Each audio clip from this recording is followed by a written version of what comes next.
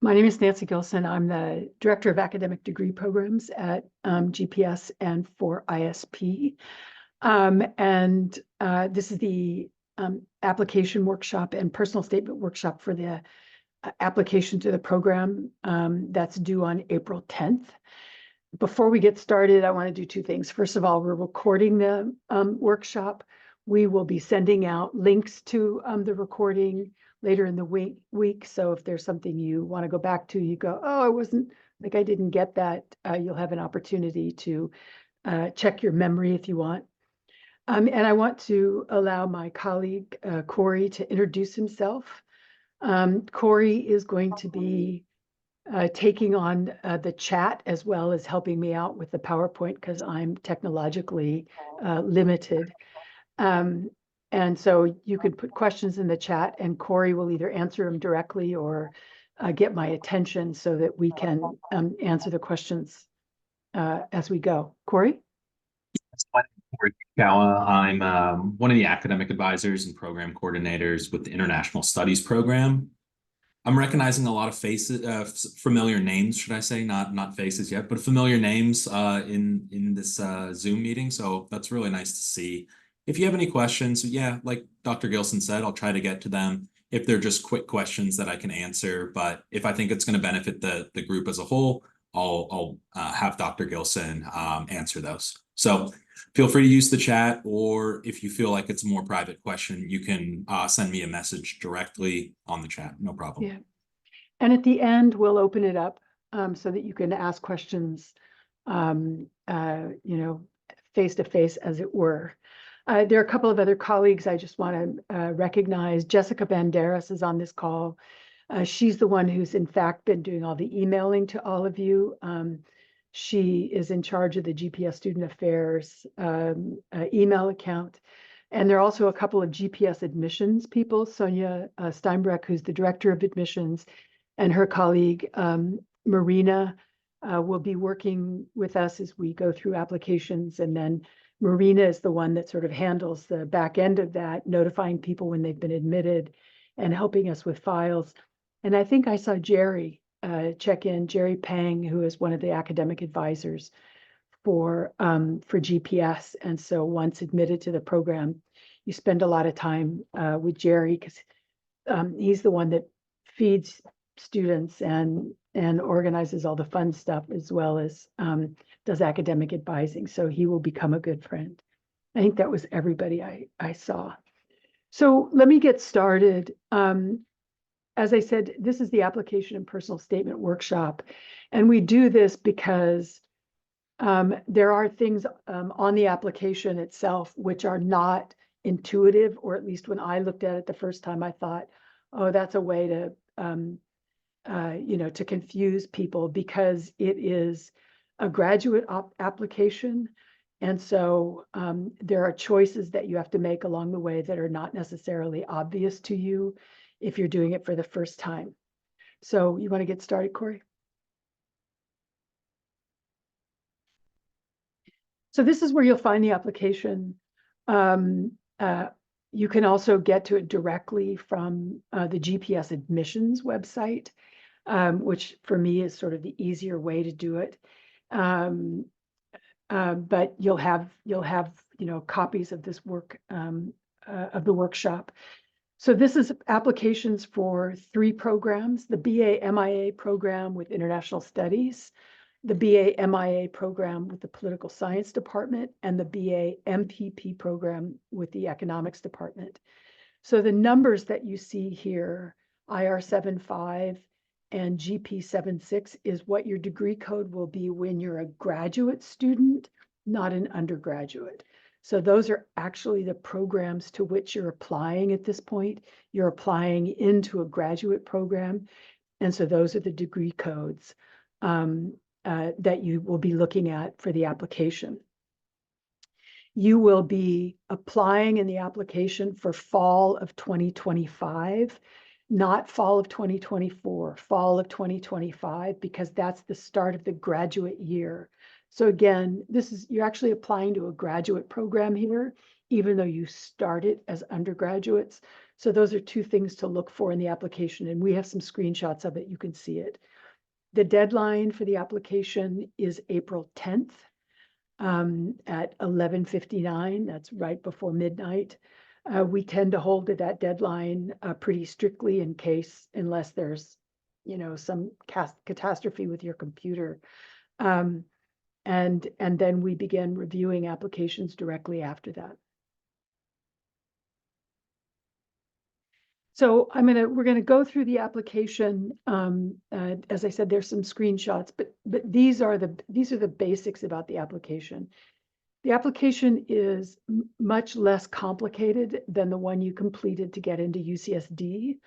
And so, it really is easy to collect all of the materials you need and complete the application relatively efficiently.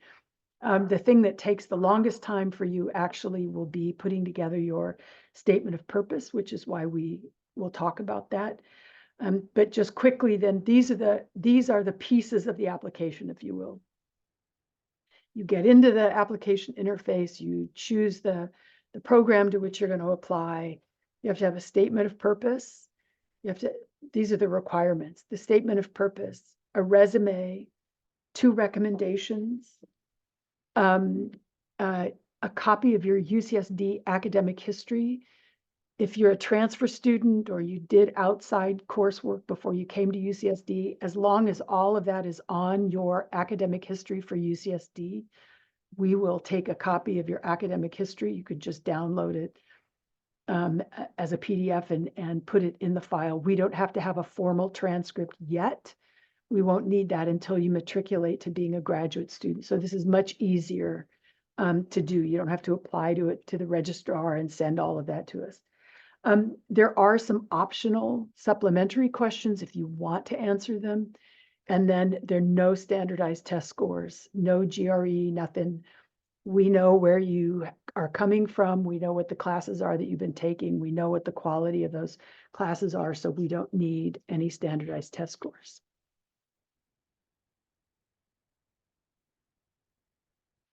So your resume, you'll upload a PDF of your current professional resume. But let me start by saying something that it says here at the top. We understand that most of you are young undergraduates and you don't have a lot of work history. If you're a transfer student, you might have some work history, but when we ask you for a resume, I get a lot of questions about, well, like there's not very much on it. It's only 1 page. That's fine. I don't expect you to have 5 years of working for an accounting firm and 3 summers having had an internship in a lab. We're looking for a broad mix of things. Do you have a work history? Put that on there, even if it's, being a barista or waiting tables or internships. In your skills area, languages that you speak, coding skills that you have. Have you done things like social media marketing for a club that you belong to? Are you the captain of the volleyball team? Research projects that you've worked on. In other words, we're interested in the broad set of skills that you have and the broad set of experiences that you have, because that gives us an idea about how you fit into the program. Not having a work history is not going to keep you from being admitted to the program, but it just tells us something about you.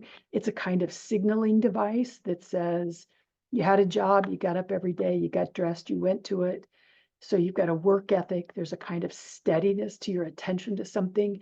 So these are things which are helpful for us to know about you. Have you been a volunteer? Do you, feed the hungry or take care of feral cats? I hope so, by the way. Those kinds of things, right? These are just insights into how you're going to fit into the community for us.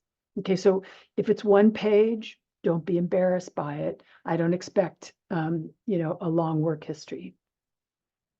Next. I have a pretty good question for you to answer. Okay, Should students only have experience during their time as undergraduates, or the most important experience, outside of their undergraduate time as well? okay. I think some people, come into the university having done some interesting things as well, right? You've been the assistant choral director at your church, or you led prayers in your mosque. You, did summers at a camp for for disadvantaged kids. So it's not just what you've done since the day you got here, but those things as well. It's a good question, Corey. So your recommendations, the application says 3, but in fact it's only 2. 2 recommendations. The recommenders are not required to write letters, but we encourage you to ask them to write letters if you know them well enough. And I encourage you to ask people who know you well enough to actually have something to say about you rather than just checking boxes. But they can do just the electronic ranking of your skills and provide other kinds of text box statements. All letters of recommendation must be in English, and they are submitted directly by the recommender. So you don't collect them. They submit them to the system. So you will put in the application the name and the contact information of your recommender, and the system will then send them a prompt for your recommendation. Your recommendations have to be included in order for your application to be complete, right? And so you need to provide us with all the information that we can to get to them, the system can get them, so that your applications are uploaded in a timely fashion.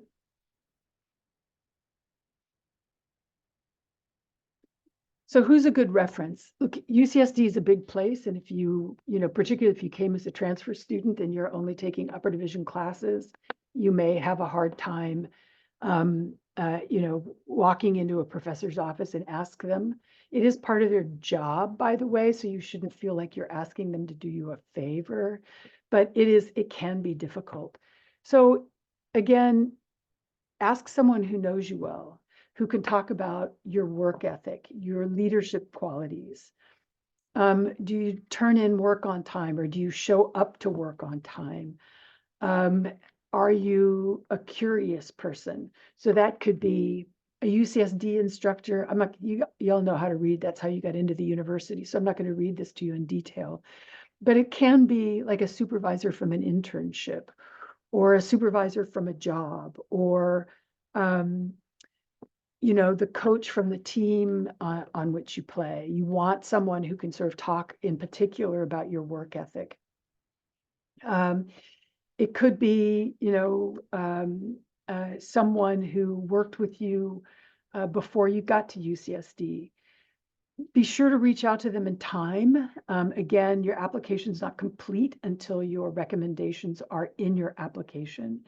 And you want to give them plenty of time to do the application, and it keeps you from sitting at home chewing on your fingernails, waiting for them to show up in your application. So this is something that you should be thinking about now.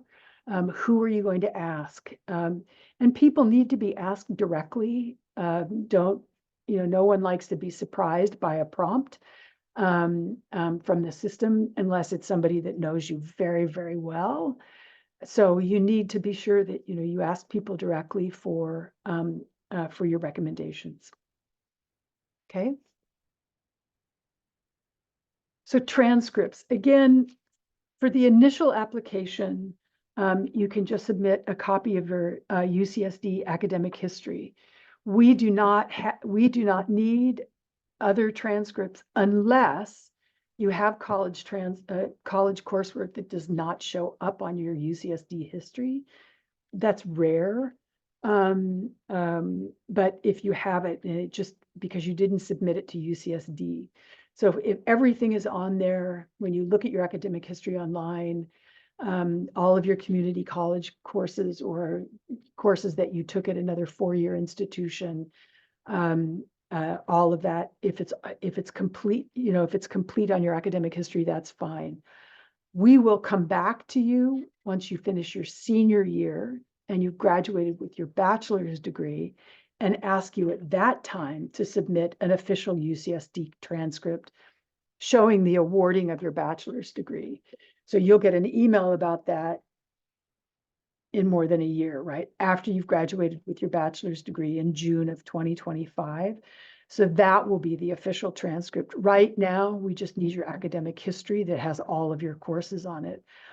Please don't submit your academic history until after winter grades are in. Spring courses begin on April 1st. So winter grades are in long before the deadline for the application, but I'd like to have winter grades in addition to, your fall grades. So your academic history can sort of logically be one of the last things that you upload onto the application.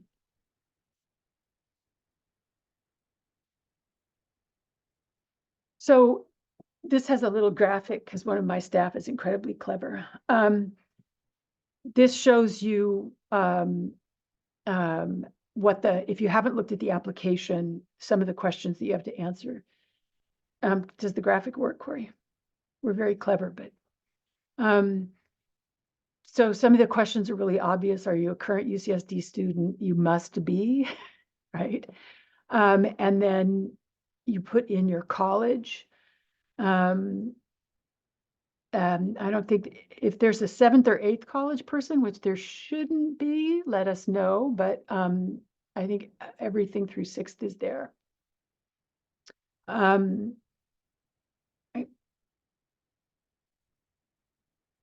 And so here's where you need to pay attention. Degree type. You're either applying to the BA-MIA if you're in political science or international studies, or you're applying to the BA-MPP if you're in the economics department. And that goes in the degree type.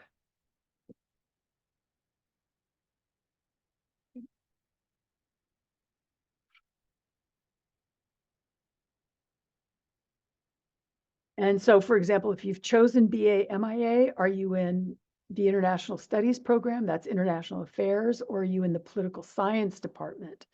So you choose between those. If you're a BA-MPP, then it's just the it's just the Masters of Public Policy. Okay.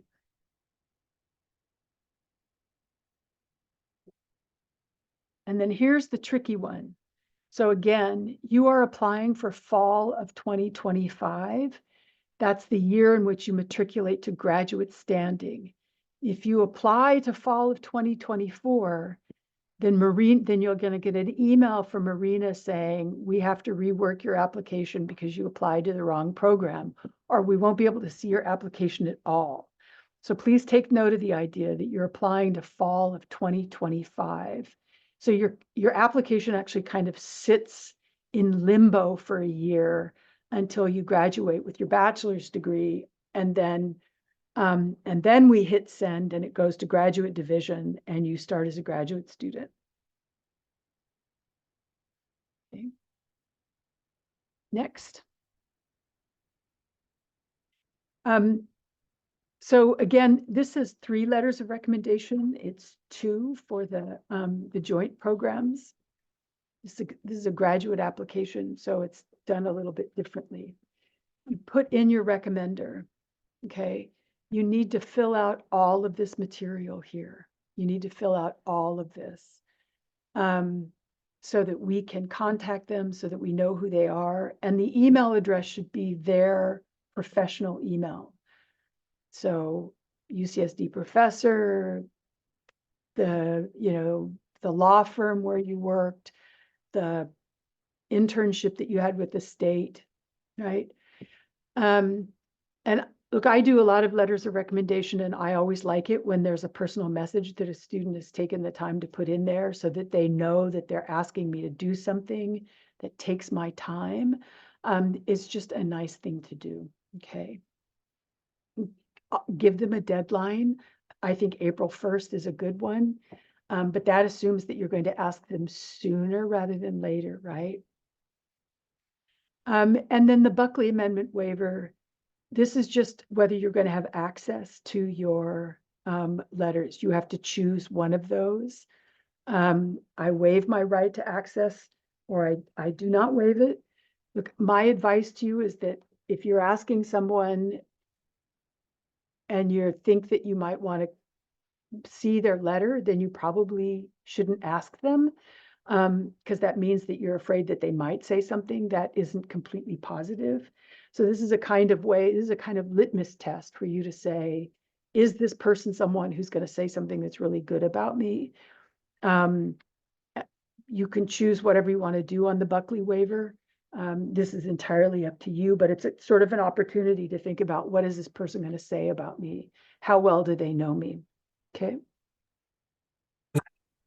Also, we just had another question about letters of recommendation for Uh-huh. students that may have a third letter of recommendation. Do you just want to touch on that in terms of, does it make your application more competitive? I can say that it certainly is not going to hurt your application. Am I Yeah. true in saying that? It's not going to hurt your application. And it could help your application if it's a good letter. Again, it's the sort of consistency of quality of the application that we're looking at, or the letters. And so, 2 good letters is great. 2 good letters and 1 crappy letter is not, like the crappy one you don't need. Um, three good ones is not going to make you more likely to get admitted. So I would say, sure, 3 is fine. 2 good ones is fine too, right?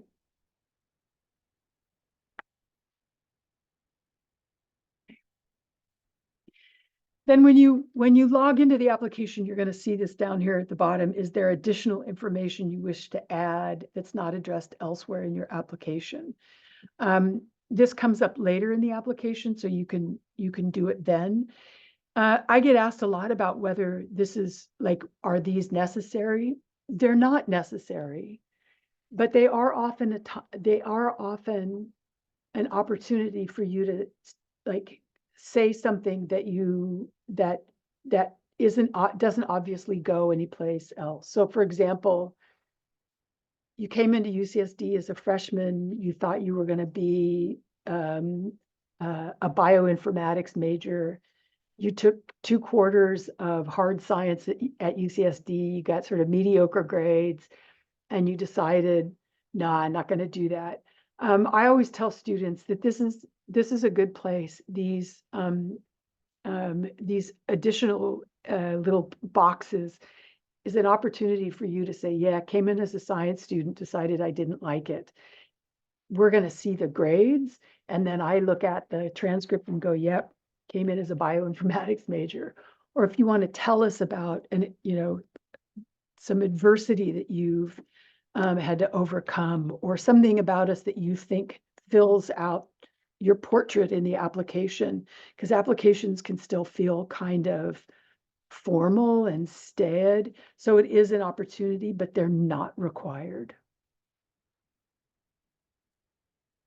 And then just going back to the letters of recommendation, we just had another question. I think this would benefit a lot of the people in the group. Could both recommendations be from UCSD professors? Of And course, you want to maybe just talk about the pros and cons, if there is any? there's no con on it. I think that, most of the time when you apply to graduate school, most of your letters are, if you're applying to a graduate program that's not a part of your undergraduate institution, your letters are most likely to be from your undergraduate institution. We're a professional school, and so we are happy to accept professional letters of recommendation. The director of your internship, the boss that you worked for the summer that you worked in a Head Start program. We think that those are good letters, but having 2 professors is fine. They can, they can still talk about the things that matter to us, like, do you have a good work ethic? Does your work get turned in on time? Have you taken care with your work? Did you show up when you made appointments? Those kinds of things. right? So this is just this is the same version in the BA-MPP application.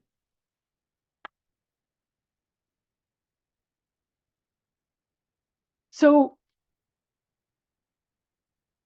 one of the most important things I think about the application in the joint programs, in the BA-MA programs, is the statement of purpose, or the personal statement. We see your grades, we see your resume, but you're coming into graduate coursework as an undergraduate. And we want to have an idea when we're looking at your application, and then once you're here, about why do you want to be in graduate school? Why do why are you doing this next? And the personal statement is really a way for us to get a sense of that. It's not necessarily that we want to make sure that we're just not a way for you to not have to get out of school, but it's a way for you to tell us that you know what you're getting into, like you've thought about what it means to study public policy, or you've thought about what it means to study international affairs, and there's something in particular about it that pulls you in, that you want to do with it. And so the personal statement, I think, particularly for these applications, is important. So it's about, in some sense, about your professional objectives in international affairs or public policy, or your research interests. Like, what do you want to do when you get out? What do you want to do while you're here in this way? But then what do you want to do when you get out? It's a professional degree. So presumably it's something which is leading you into what comes next once you get out of school. And have you thought about that? What's the value added of GPS for you as you understand it? And then what are you interested in? Like, what's the thing that's interesting enough to you that you want to study it for 2 years, and study it in some kind of concerted and focused fashion, like that you have something that you're interested in. Again, what's the value added of GPS? We do a lot of things, we don't do everything. And we want to make sure that you're coming here because you've thought about what we do and what we do well, right? And the personal statement also gives you an opportunity to talk about the ways in which things that you've done, an internship that you've had, or a commitment to, social justice issues, or a commitment to a set of sort of norms that shape your interests. So you're not just interested in foreign policy, but you're interested in foreign policy as a mechanism of human rights, right? Because you had a class or you did an internship that made you think about that. So the personal statement is both thinking about what you're interested in and then what you want to do with that thing when you get out.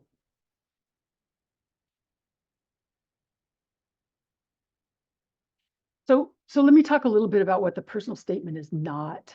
Um, um, it's not about the history of an idea. So,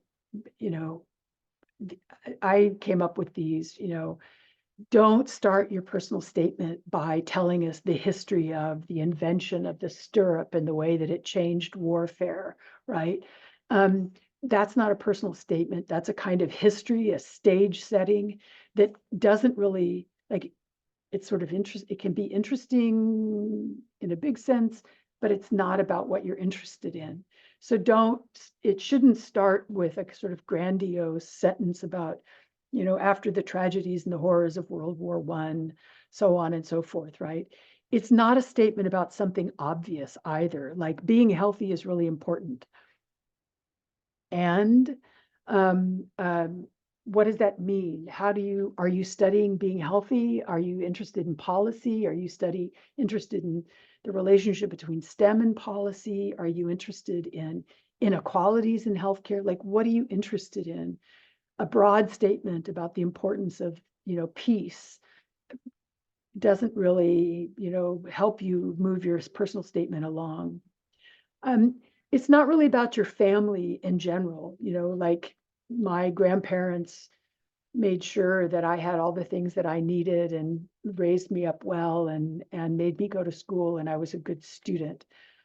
There might be something about the way in which you were raised that becomes relevant, but a sort of general characterization of your family most of you probably wrote statements like that when you applied to UCSD.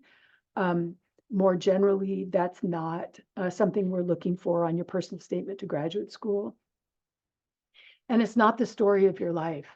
In a sort of broad sense, I meet a lot of students who say things like, well, I've always really been interested in plants. You go, what, you ate them as a 3-year-old and then you studied them when you went to college? Or what does that mean, right? I might want to know, as this says, that what you want to do is be the ambassador to Australia, but my guess is that didn't start when you were in kindergarten and were reading, histories of, Oceania. And so, a good personal statement should be focused on the thing that you're interested in. So you want to go to the next slide. So the personal statement should really, like, the first paragraph of a personal statement should tell us what you're interested in without the stage setting of, since the dawn of time stuff, right? What's the thing that you're interested in? I'm interested in health policy. I'm interested in how entrepreneurs set up startups. I'm interested in working for a nonprofit in sports marketing because I think that sports are really important for young girls in poor countries, right? I'm interested in making sure that there are solar panels on every house, in poor regions of the world.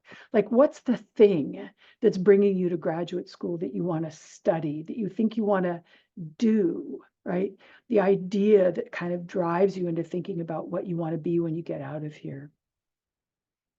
And then when did you first recognize that thing, that you became interested in it? You had a job or an internship, or maybe you worked in your parents' business. They ran a medical supply company and you noticed that they were having to give a lot of credit to people coming in to buy their medical supplies. And that sort of made you interested in the inequities in healthcare, or growing up without healthcare, or you took a class that was on a topic that you never really thought about and it just sort of like blew your mind, or you're a military kid and you moved around all over the world and you discovered, that people were sort of, lived very different lives, or you had hippie parents who were in the Peace Corps and they, taught you to be interested in places that nobody else could find on a map. So when did you first recognize that? And then why is it interesting or important? If you're going to study it for 2 years, tell me why it'll get you out of bed to get to school every day, to get to classes every day. Like, you could stay home and read books about it, but why do you want to learn how to do it or use it as a way of doing something in the world? What's the commitment there, right? And what do you think that you want to do with that thing? Think. We're not going to hold you to it, but what do you think you might want to do with it? You want to start your own business. You want to go to work for the government of your country. You want to run an NGO. You want to, work for Google and work in their music, work for YouTube. Like, what is the thing that you think you want to do with it? And then last, how does the BA-MIA or the BA-MPP get you there? Like, why do you need to take classes to do this thing that you want to do? And so there's a kind of arc to the story that you're going to tell, right? What is the thing? When did you become interested in it? Why is it interesting to you, or why is it important?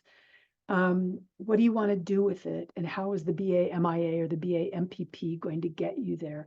So there's this arc to the narrative that you're going to tell. Next, Corey. So the essay comes from the first paragraph, right? Tell us about the thing that helped you recognize your interest, the very first paragraph, and make it declarative. I learned this thing when I was abroad in Kenya. I spent time being dragged around the world by my parents, and I discovered, that people didn't understand me, and so diplomacy became very interested.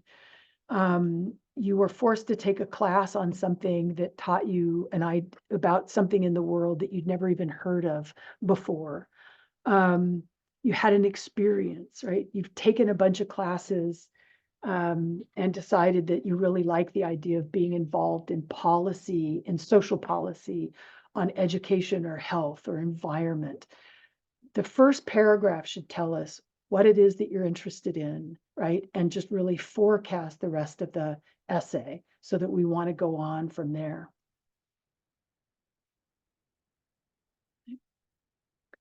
And you want to tell us why study it, right? Usually we study things because they're complicated or they're a puzzle, or because there's more than one way to do it. And so what's the value added of doing it in detail? Like what is it that you want to know that you don't know, right? And this isn't a question about why do you need a degree in order to get that job. Like we all know that if you have an advanced degree, you're going to get probably a better income than if you don't have it, right? But are there particular skills or a knowledge base that you think you need from a graduate program? Again, what's the value added of the program, right? And that doesn't mean copying down a bunch of professors' names off the GPS website. It's about like, how do you understand this thing is operating in the world or in the social space that you're interested in? Why does it matter in that context? Okay. Corey? And then what do you want to do when you get out? And how does that help you? And how does GPS help you? Have you thought about what the jobs are that someone might do who's interested in the kind of thing that you're in? We get a lot of questions. Our career services team will tell you that, students come in and say, well, like, I want to, like, I'm interested in this thing, but I don't, like, what do people do when they're interested in this thing? I'm interested in sports. I'm interested in art. I'm interested in, um,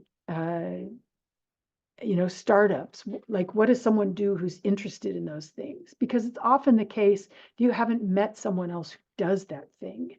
And a school like GPS is the place where you're going to meet people who do that thing because we bring them in to meet you, right? And to think about what's the job that you want. And I think most of us would tell you that we know that you're going to leave here and get a job, and then in 5 years, you're going to get another job, and maybe in 10 years, you're going to get another one. The new data on careers tells us that you guys are going to have more than one career in your life. The idea that you get out of college and get a job and do that until you die is no longer the case. People move around, they remake themselves, they have identity crises. And I think one of the things about a place like GPS is that it gives you a skill base that allows you to think those kinds of changes in a career are possible, right? You have a foundation. So you can come here and study one thing and then discover and get a job in that, and then discover that you can go in a different direction because you have a fundamental skill base in it. That's what we want you to begin to think about. So how does GPS help you get that? What are the things that you know about the place that you think are going to help you get where you want to go? So again, in a nutshell, right? It's an arc of a story here. What you're interested in, how you became interested in it. What do you know about it now? What do you want to know about it? And so when we read your personal statement, we see that you are someone who does fit here. It may be that you bring something completely new that we haven't thought about how it fits here, but we look at it and we go, oh yeah, this would be a cool kid to have in the program. But think about how this is a thing, the thing that you're interested in does lead in a logical way into a graduate program that does what we do. I'm gonna stop you right there, Dr. Okay. Gilson. Just for a logistical question about personal statements. Mm-hmm. do you and the admissions team expect these personal statements to be a certain length? Is there a length requirement? And what would you say is the average length of a personal statement? There isn't a requirement, and you know, my advice is 2 pages is lovely. 2.5 pages is probably as long as it needs to be. Um, you know, but I'm, you know, I'm a fan of Hemingway. I also like nice short sentences and paragraphs that are to the point. So, you know, 2.5 pages might be too long for you. The other thing that I will say about them is that they need to be well written and they need to be well edited. So don't write it and turn it in. Write it, let it sit, lock yourself in the bathroom, read it out loud to yourself, correct the typos and the weird sentences, because how well it's written is also important, that it's sort of clean in its writing. But you know, beyond that, the content is really up to you. Yeah, single space, yeah. And so then the question is, okay, I applied, I hit the button on April 9th because I'm nervous and I wanted to do it in advance. Then what? Admissions and I do our thing in pulling the applications together and reading them and making, you know, decisions about them. And then you will get a prompt telling you that you've been admitted. And then you will get a second email, usually from me, again, congratulating you on your admission. And these will go out prior to enrollment for fall. So we are committed to tell you that you will have a decision on your application before you have to enroll in fall classes, usually well in advance of fall classes. And so if they're due on April 10th, somewhere, you know, by the end of April, early May, you'll hear from us at the absolute latest. Some of you may be required to attend summer prep. So if you, the BA-MPPs don't have to do summer prep. Summer prep is math, microeconomics, and quantitative methods. And this really is, these are non-registrar classes. They are free to people in the joint programs. And it's a way of getting a sense of the fall quarter, of the first quarter that you'll be here, of what that curriculum is going to be. We'll look at your application and see, do you have math? Do you have much math? How did you do in math? Do you have upper division economics? And make decisions based on that with respect to summer prep. Our average summer prep class, that is to say, out of both the joint program and the 2-year programs, the joint, we usually have approximately 150 people in prep. So this is not onerous, it's not punishment. It really is a way of you know, sort of getting an early look at the curriculum. I've never heard anyone say that going to prep was a waste of time. I have heard people say that they wish they had gone or they had been requested to go. We will let you know whether we're going to require you to do prep at the time that you are admitted to the program. And then admission to the program is provisional until you complete the GPS core curriculum in your senior year. We look at your grades across the year. We hold you to the same standard in the GPS core as we hold the 2-year students. And so at the end of your senior year, you'll be notified of your nomination to graduate standing. And then you'll get another email, usually from Marina or one of my staff, telling you to please accept the offer of admission to graduate school and to provide a copy of your official transcript, and then we'll help you enroll in your graduate level courses in your second year. And Dr. Gilson, I know we'll always have questions about this, so Yep. might as well talk about it right now. When talking about summer prep for students to start planning, especially when it comes to Mhm. summer session 2. So do you want to just touch on that as it Yep. affects, because we always have some students where, Yep. Yep. Yeah. internships, summer Yeah. session, that kind of stuff. Prep starts the first week of August. And for the joint program students, it goes Monday through Thursday. And if you're required to do both economics and methods, it will take a good part of most of the day. If you're only required to do one or the other, it will be half the day.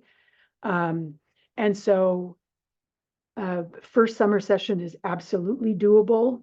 Second is a little tricky. It depends on what prep you have to squeeze in. I work very closely with people admitted to the program to make sure that we figure out how to do the things that you need to do in the summer. We also have people who manage to do internships. Prep, if it's required for you though, attendance and completion of prep is mandatory. So you have to be here, you have to do the work. And so if there, if there clashes between your obligations, that's something we have to talk about before you begin the program. Okay. So this is, these are the ways that you can, stay in touch with us.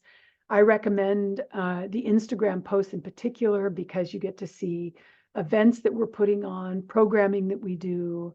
It'll give you a good sense of the workshops and internships which are on offer through the school to just give you a sense of, the community and the resources that are available to you once you're in the community. And on this GPS Student Affairs Instagram, pictures of events that we put on. So you can see that students actually have fun in graduate school, which they do. And as I said, we feed people a lot. Okay. So if you have questions, you should send me an email. This is my email address on here. Send them to me directly. Don't hesitate. Don't be shy about it. I spend a lot of time answering emails from students and making appointments if you want to make an appointment. If you have questions about requirements from your department, the best thing to do is to start with the VAC. Y'all know how to do that. And they, can tell you about when classes are going to be available and what you have left to do for your major and so on. And so you should talk with your undergraduate academic advisors as well, particularly once you're admitted to the program. And then if you have questions about the application or the timeline for things, the GPS admissions team can help you out with that. I know a number of you have been in contact with them. So, you know where it is because I've had them refer a number of you to me after they've spoken with you, but they are the ones who can help you with the application. Corey, do we want to open it up and let people ask questions? Yeah, so feel free to unmute yourselves to ask questions, or if you feel more comfortable, go ahead and put something in the chat, and I'd be happy to relay it to the group. Being that this is a recording, please don't share any personally identifying information because we will be sending this out to some more people that aren't just here. So any questions, feel free to unmute yourself. Hi, I'm Niku Shiroki. I have a question. Okay, First of all, thank you so much for this presentation. It was very helpful. my pleasure. And secondly, my question is, so right now, the degree audit I look at is currently obviously my bachelor's degree audit. Right. If we were to get accepted into the program, does it automatically change or do we have to go through a process to change it? Well, it doesn't automatically change, but you don't have to do it. So once you're admitted to the program, I send an email to the registrar and to your home department and tell them that your degree code needs to be changed. And the registrar actually changes the degree code that governs your audit. So that happens for you, it's sort of automatically, but in fact, it's not really automatic, and that's in the sense that you mean that. So once we have a full list of admits, then all of those names go over to the registrar, and I will let you know when the changes have been made, so you can then go in and look at a refreshed audit that has your new requirements on it. Okay, thank you so much. What else? That's a good question, by the way. I do have another question if no one else has any. Go ahead, ask, please. So my second question was about the summer prep. So once we get notified at the end of April, beginning of May, if we've been accepted into the program, is that also when we'll know if we get to summer prep? Okay. Yeah. I try to turn that around very quickly. So once the decisions are made and released through GPS admissions, then I follow up with a set of emails which are personalized. So I look at each one of your applications and decide what you as an individual need and send you an email, and also, give you advice on how to complete your undergraduate requirements, given now what you're going to be taking as a senior in terms of the GPS core. So those emails get, come very closely after that and are personalized to you. Okay, thank you so much. Of course. What else? Do we have set dates for summer prep in August at this point? It's usually we don't have completely set dates, but prep always starts. We have an orientation on the first Monday of August, or the first week of August, and then classes usually start on the Tuesday after. So whatever the date is of that Monday. Yeah, I think it's going to be Monday the 5th and then Tuesday the 6th. Yeah, so that's probably, almost certainly. It's always that first Monday. What else? I had a question. I see. Yeah. Anyway, sorry, I can go first. I had a quick question also regarding the summer prep program. Are those going to be in person? And then also, if so, are they on campus? They are in person and they're on campus. Yeah. Perfect. All right, thank you so much. And they're taught by the faculty who teach the fall curriculum. So it really is an opportunity to see what the first couple of weeks of the curriculum look like. And Corey has an MIA. So did you attend prep, Corey? I did. Yeah, prep is invaluable. This is what for the students that I've met with previously, I think, I'm echoing what I've told you before. I mean, prep is really a way for you to start thinking prepare your kind of mental processes, prepare your skills for what you're going to see in fall. So as Dr. Gilson said, it's really not a punitive thing. Yeah. And students who go through the prep program, I think are much more comfortable when fall starts. You'll also be working with those professors, like Dr. Gilson said. And so you're a little bit more attuned to how these professors work and, what their style of teaching is. So it is extremely helpful. I mean, it's very beneficial. Gotcha. Thank you so much. Of course. Eric. Hi. I guess I wanted to ask, because this is the first time I heard about the orientation. I wanted to know what is constituted within that orientation, and what we'll be needing if we need to be there August 5th, and if classes start 2 or so weeks afterwards, what's within the 2 weeks? So the orientation is on August 5th, and the prep orientation is really an orientation to prep, sort of what to expect, to talk about, some of the rules of doing the work for it, the requirement to attend all of prep and do all the work. The first 2 weeks are math camp. So for students who either don't have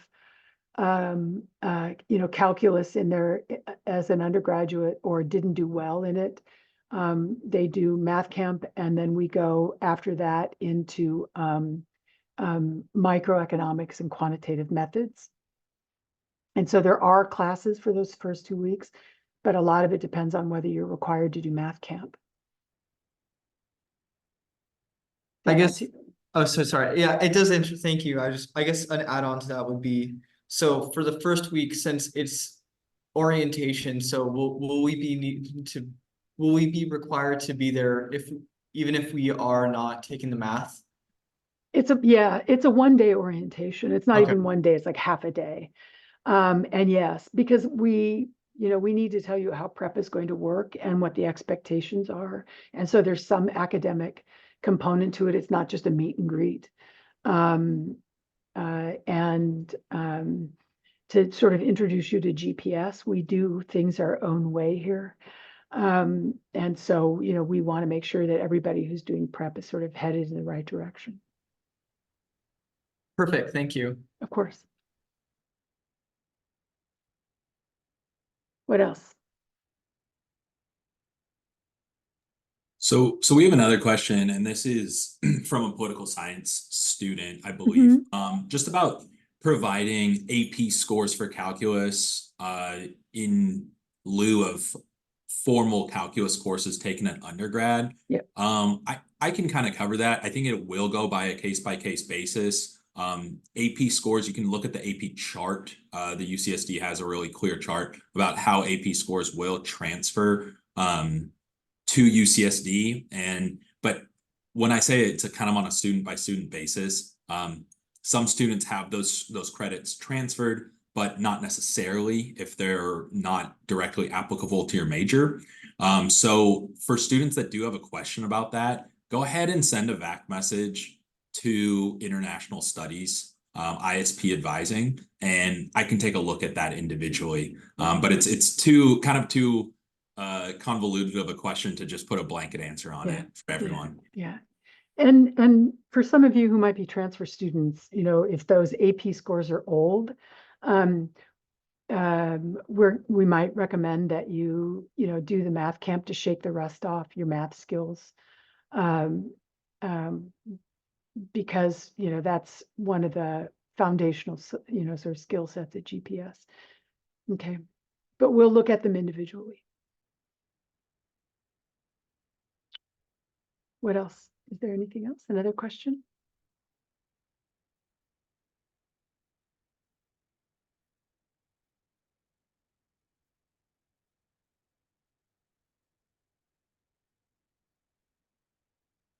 No? Is that it? Corey, anything in the chat? Okay. Last chance. All right. Look, feel free to send me an email. And if you have questions about the application or the program, or, last minute doubts about whether it's the right program for you, I'm happy to answer those questions. I'm happy to talk with you about your personal statement and what you're thinking about for your personal statement. I do that a lot with students who are applying to the program. And so you should feel free to ask for that kind of help. Okay. Just let me know what I can do for you. All right. Have a good rest of the afternoon, and thank you very much.